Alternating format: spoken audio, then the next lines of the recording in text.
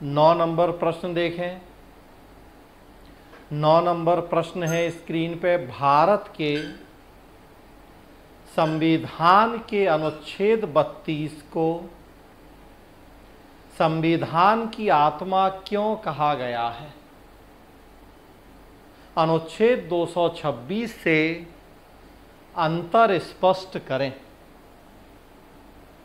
उन आधारों की चर्चा करें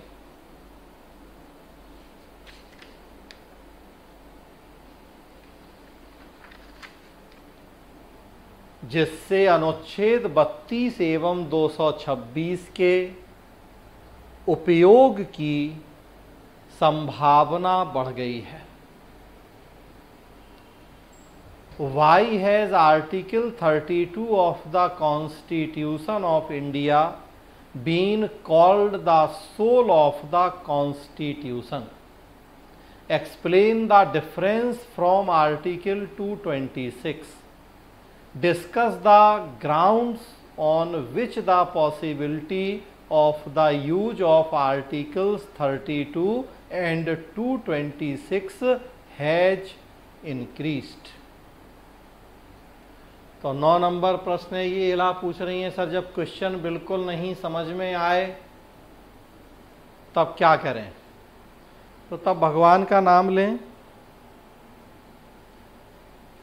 हमारे संविधान निर्माताओं को याद करें और कोशिश करें कि ऐसी स्थिति ही ना बने कि क्वेश्चन समझ में ना आए, तो उसके लिए ईमानदारी से मन लगा के पढ़ाई करें। तो ऐसी स्थिति बने ही नहीं, इसके लिए प्रयास करें। एक बार अकॉर्डिंग टू सिलेबस पूरी तैयारी कर लेंगे, जो जो आपको क्लास में डायरेक्शन दिए गए हैं, जो अप्रोचेस बताई गई हैं मैंने या और दूसरे टीचर्स ने, उनको फॉलो कर लेंगे ईमानदारी से, तो ऐसी स्थिति नहीं बनेगी कि आपको क्वेश्चन समझ में ही नहीं आएगा। तो practice makes man oblique women perfect. तो मोर प्रैक्टिस मोर नॉलेज, और गलतियों की संभावना कम। तो जितना ज़्यादा अभ्यास करेंगे उतना ज़्यादा, और एक बार अकॉर्डिंग टू सिलेबस चीज़ें पढ़ लेंगे तो ऐसा नहीं होगा। भाई हम ही लोग हैं तो आप जैसा चाहे प्रश्न तो बताते हैं, तो ऐसा थोड़ी है। हाँ ठीक है, कुछ थोड़ा सोचते हैं कई बार, लेकिन बाकी तो भाई अब अनुभव से ही कि अच्छा क्या प्रश्न या किस तरीके से आंसर, न्यूज़पेपर ढंग से पढ़ें, ईमानदारी से आप उन चीज़ों को धीरे धीरे आप एनालिसिस करें, समझें, तो ऐसी स्थिति ही नहीं बनेगी कि कोई क्वेश्चन समझ में नहीं आएगा। और दूसरी बात ये भी आप देखते हैं कि ऑप्शन तो होते ही हैं आपके पास कि कितने प्रश्नों में से कितने प्रश्न सॉल्व करना है, तो ऑप्शन भी होता है कि 4 में से 4 करने हैं या 11 में से 11 करने हैं। ऐसी बाध्यता भी नहीं है, करना तो 6 प्रश्न है, तो विकल्प भी मौजूद होते हैं आपके पास। हाँ, लेकिन सबसे इस तरह की समस्या से बचने का सबसे बड़ा तरीका है पढ़ें, ईमानदारी से पढ़ें, ताकि कल के दिन जब सिलेक्ट हों तो कभी ये ख्याल नहीं आए कि यार हम तो इस लायक ही नहीं थे। दूसरे के मन में ख्याल आए, खुद ही के मन में अगर ख्याल आ जाएगा तो फिर तो कम से कम ये लगे कि नहीं, हाँ वास्तव में हम डिजर्व करते थे इस पोस्ट को, तब हम सिलेक्ट हुए हैं, तो खुशी होगी, एक कॉन्फिडेंस रहेगा। तो पढ़ाई कीजिए ईमानदारी से। चले तो प्रश्न नंबर 9 है। भारत के संविधान के अनुच्छेद 32 की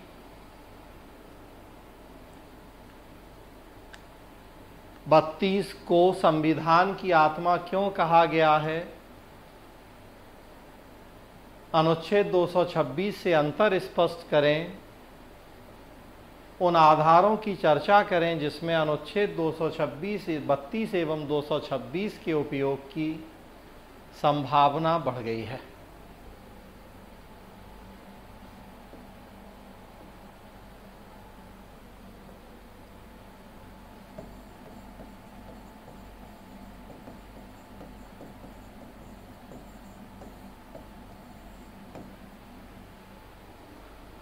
तो आप देखिए, दो पार्ट हैं प्रश्न के, बल्कि 3 पार्ट हैं प्रश्न के।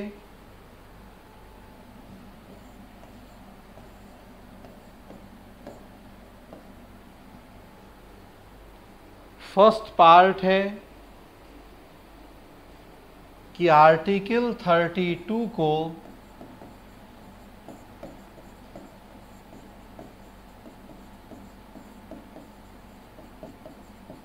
संविधान की आत्मा क्यों कहा गया है। आवाज आ रही है सबको, क्लियर है ऑडियो। सेकेंड पार्ट है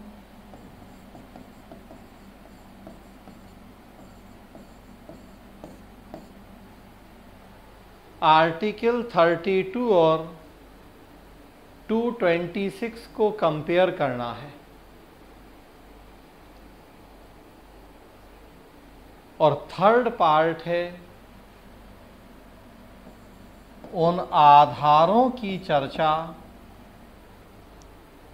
जिनसे अनुच्छेद 32 और 226 के उपयोग की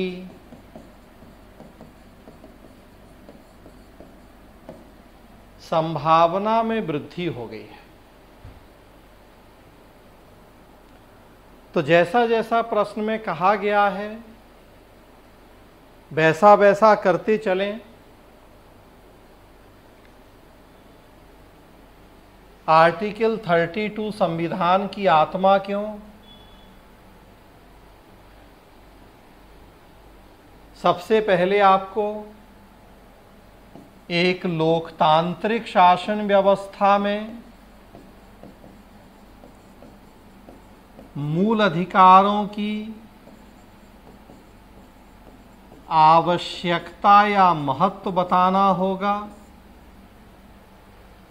और फिर उसी संदर्भ में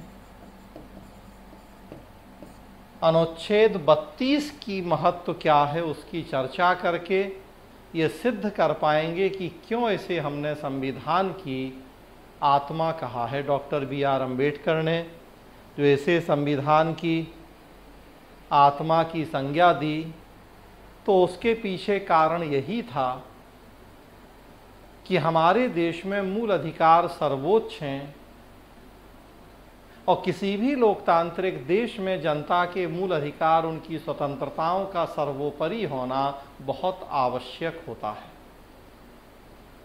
आर्टिकल 14 से लेके 32 तक जो अधिकार दिए गए, पूरा भाग 3(12) से लेके 35 तक,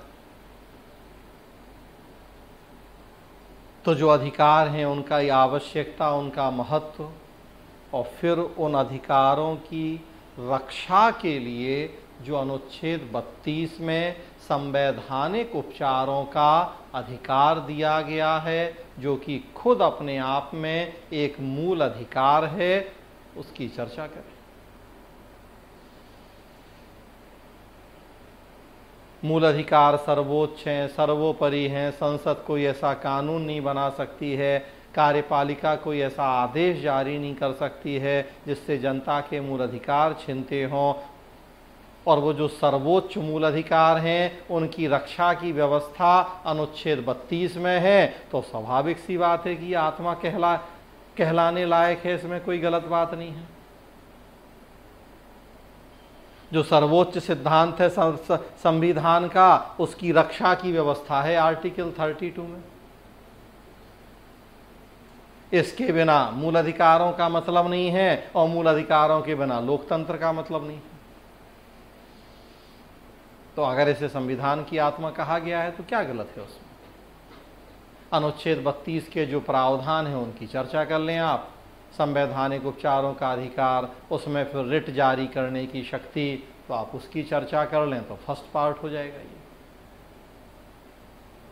सेकेंड पार्ट में आया आप तो फिर बड़ा स्पष्ट है, आर्टिकल 32 और 226 को आपको कंपेयर करना है, तो वो भी बड़ी आसानी से आप लिख सकते हैं कि अनुच्छेद 32 में सर्वोच्च न्यायालय को रिट जारी करने की व्यवस्था है। अनुच्छेद 226 में उच्च न्यायालयों को रिट जारी करने की। सर्वोच्च न्यायालय केवल मूल अधिकारों के लिए रिट जारी करते हैं, उच्च न्यायालय अन्य अधिकारों के लिए भी। तो जो अनुच्छेद 32 और अनुच्छेद 226 के अंतर हैं, उनकी चर्चा कर लें।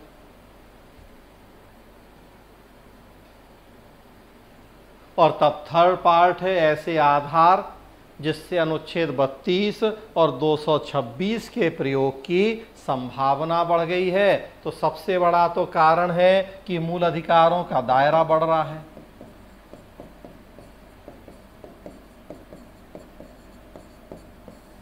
स्पेशली आर्टिकल 21 का बढ़ता हुआ दायरा देखिए, सबसे गतिशील अनुच्छेद कहलाता है संविधान का अनुच्छेद 21, दायरा बढ़ रहा है। सुप्रीम कोर्ट की व्यवस्थाओं के द्वारा नए नए अधिकार उसमें शामिल होते जा रहे हैं, और तब स्वाभाविक सी बात है कि उन अधिकारों की रक्षा के लिए फिर 32 और 226 के प्रयोग की संभावना भी बढ़नी है। उसके अलावा आप देखेंगे तो संविधान के मूल ढांचे की संकल्पना ने भी मदद करी है इनके उपयोग में, PIL ने भी मदद करी है, लोगों में जो शिक्षा जागरूकता बढ़ रही है, इन सब ने बड़ी महत्वपूर्ण भूमिका निभाई है। आजकल आप देखें मीडिया है, सिविल सोसाइटी है, NGOs हैं, इन सब की भूमिका भी बढ़ रही है, और कहीं ना कहीं ये सारे कारण जिम्मेदार हैं कि क्यों 32 और 226 के